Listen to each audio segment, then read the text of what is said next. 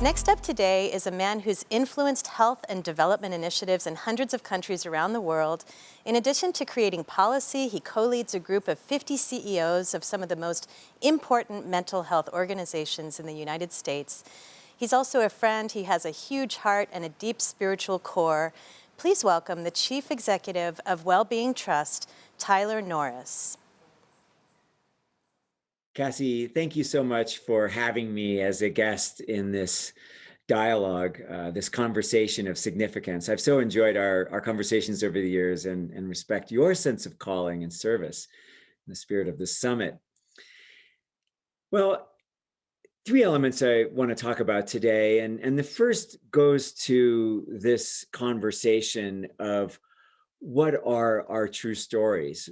Because even the story I'm about to open with, I had so much shame around that I didn't even tell it publicly until I was in my mid 50s. And to think that that's true and the role that shame and secrecy play in holding back healing is one of the reasons I want to begin with this. Because while today I'm blessed to lead a national mental health philanthropy, WellBeing Trust, serve as an executive in a big health system, and chair the board of a university and other roles, it wasn't always that way. And I can now see how my struggles with lived experience as a teenager were the very wounds that shaped the person that I became, the path that I chose, maybe even more accurately, the path that chose me. So when I was 14, with a couple friends and fueled by alcohol purloined from our family's liquor cabinets, I went on a bit of a Mother's Day rampage in our community and did some property damage. And within 24 hours, given our fumbling in such matters, I found myself arrested with a friend and in big trouble, both for the substance misuse that was alive, but also for the way in which I was viewing my relationship with the community. And of course, in a small rural community, in fact, where I live again now, it was quite a thing, these young troublemakers, and what shall we do with them? And of course, the police chief and the judge and the principal of the school and all the families had a lot of conversation, and they chose a path for me. And I'll never forget the community meeting that took place, and me and my late friend David in the front with our parents, and all the shame and worst moment of our lives, certainly at that point, and the booming voice of the principal of the school saying, any kids that would do this to this school, to this community, waiting for the other shoe to drop, we're going to get sent off to the reform school, need this community, need this school. And they folded us back into the community. And we became beneficiaries of what today we would call diversion or restorative justice. We had the chance for reconciliation and restitution, and it took us 2.5 years to pay off the damages that we did. And at the end of that period, before our 18th birthdays, our records were expunged, and the rest of my fortunate, blessed, privileged life had a chance to unfold. And as I look back, not only do those wounds and the way that we were embraced by community, folded back in, informed my path, and were the very wounds I needed to shape the course that I am on now. Also, I'm mindful of the social justice and racial equity question here, because when I think about when a Black or a brown or indigenous or an immigrant young person does what I did today, the judgment that goes on, the throwing into incarceration, the treatment of the behavior as the identity, puts a young person on a path that in many cases they never recover from. And in many ways, community saved my life, which really set me on to, in my early 20s, helping create a program for people experiencing substance misuse and not unhoused on the streets of Denver, called Step Denver. Look it up, still alive to this day, 35 years later, having served thousands and thousands of men in their recovery based in peerness and kind of a recognition that all of us, as long as there is life, there's hope and there's a path. But it put me on that path, the work that been able to do in the Abraham path, working with Jews, Christians, and Muslims in the footsteps of Sarah and Abraham, rooted in the hospitality culture that is welcoming. You can think of it in the Arabic, Fadl, Fadl, come in, you're welcome here. Are our communities welcoming in that way of the stranger, of the other? And like we did with my partner, William Ury at that time, who envisioned the Abraham path to teach us to walk side by side with the other. And that put me on the path to the Healthy Communities movement, which is now spread in thousands of communities across the country. Cassie, you asked me to talk a bit about WellBeing Trust. WellBeing Trust is an impact philanthropy endowed by the Sisters of St. Joseph and the Sisters of Providence, and chaired by Rod Hochman, the CEO of Providence Health, to advance the mental, social, and spiritual health of the country. We're just 4.5 years old, and our approach to impact, rooted in the framework for excellence for mental health and well-being. Encourage all of you to look for that at the wellbeingtrust.org site if you're interested. Really picks up three core areas. Actually, there are four, but I'll come back to it. Three primary areas I want to come to. The first of these is around care, getting care right, integrated whole person care with no wrong door. And what that means is spirit, mind, body, all of you is welcome, whether you show up in primary care or in the emergency department or any place in between. In other words, if you're struggling with depression and diabetes, we're going to talk about both at the same time, not in different settings that have to happen in different ways because how poorly our payment infrastructure occurs, but in the same place so that we can say, wow, you're trying to change, eat healthier, move more, cut your tobacco, moderate your alcohol or other substances.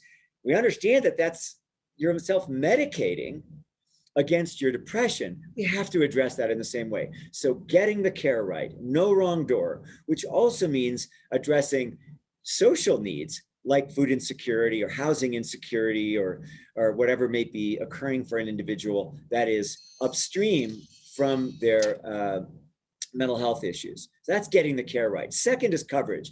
That's where Dr. Ben Miller and our team are focused so much on ensuring equitable access to mental health care and that care gets paid for, which means mental health parity and driving state gold standards like in Illinois, like most recently California SB 855, like what is moving forward in Georgia now to make sure that mental health parity, which is the law of the land, is enforced and that health plans ensure that people get the mental health care they need. So get the care right and get it paid for. But then the third element here is creating healthy communities in the first place.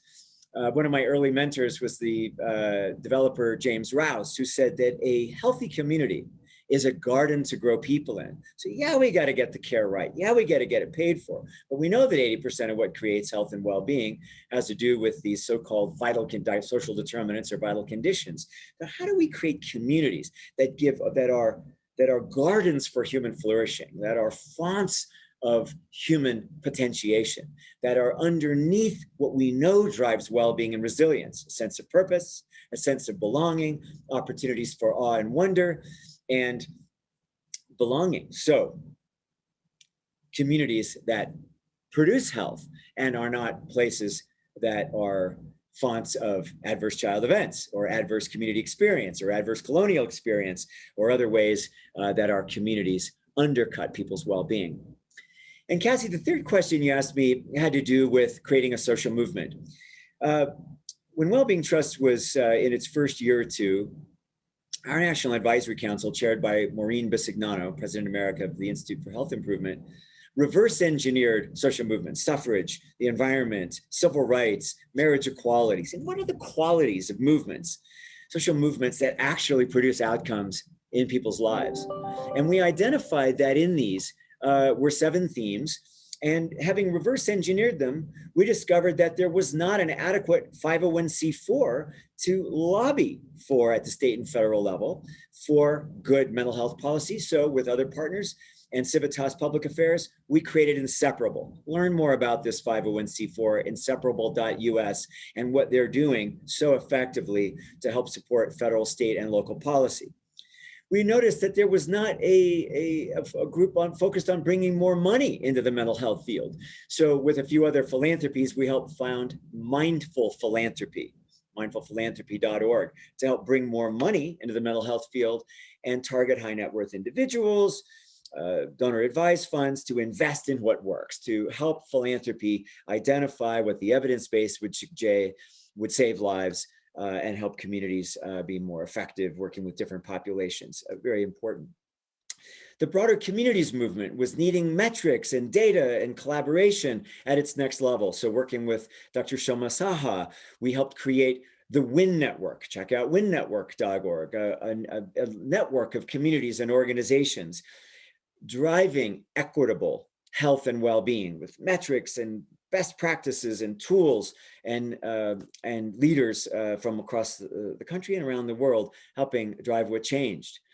We helped create, Dan Gillison and I, the CEO of NAMI, helped found the CEO Huddle, which more recently launched the Unified Vision, and historic alignment of over 50 organizations, the guilds like the Psychological Association and the Psychiatric Association, American Psychiatric Association, groups like NAMI and Mental Health America working with individuals and families on the ground, networks of provider groups like National Council for Mental Health and Wellbeing, the newly named longtime group with provider organizations, and philanthropies like WellBeing Trust, policy organizations, to create a unified vision with 7 principles. You can learn more about that on WellBeing Trust site, the Unified Vision with its platform. So we, having built out elements of this, are watching a social movement like Kenneth Cole's work with the Mental Health Coalition, and Cassie, what you're doing so beautifully here with the Brick Foundation and others, that are recognizing that there is a social movement afoot,